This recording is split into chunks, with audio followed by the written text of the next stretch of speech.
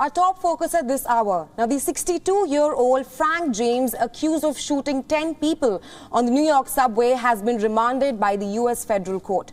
Permanent custody after he was denied bail. U.S. District Court in Brooklyn has also ordered that he undergo a psychiatric evaluation. Listen in. Frank James has been charged by complaint in Brooklyn federal court with one count of violating 18 U.S.C. sections 1992 A7 and B1, which prohibits terrorist and other violent attacks against mass transportation systems. He has been apprehended. He will be arraigned in federal court in Brooklyn, and if convicted, he will face a sentence of up to life imprisonment.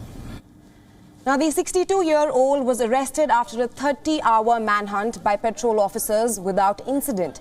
He has been detained on terror charges for violating a law that prohibits terrorists and violent attacks against mass transportation, and is also accused of firing 33 shots with a 9mm Glock and detonating a smoke bomb in a packed subway on April 12th.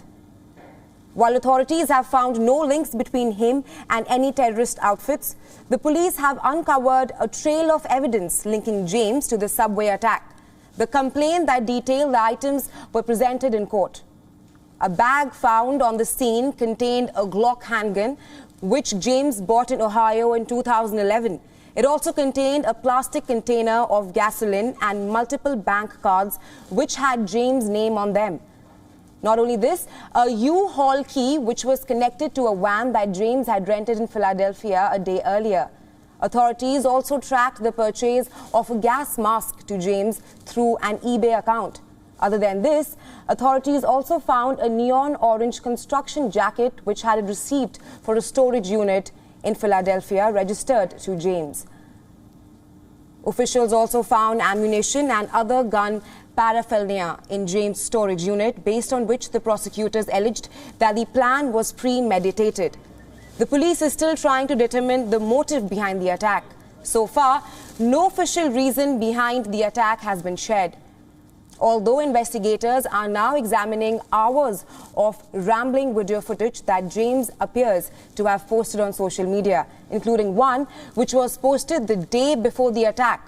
In the video, James can be seen ranting and complaining about racism, society's treatment of black people, homelessness and violence. He also posted a video last month where he attacked New York's newly elected mayor, Eric Adams, criticizing his public safety policies which targeted homeless people in the subway.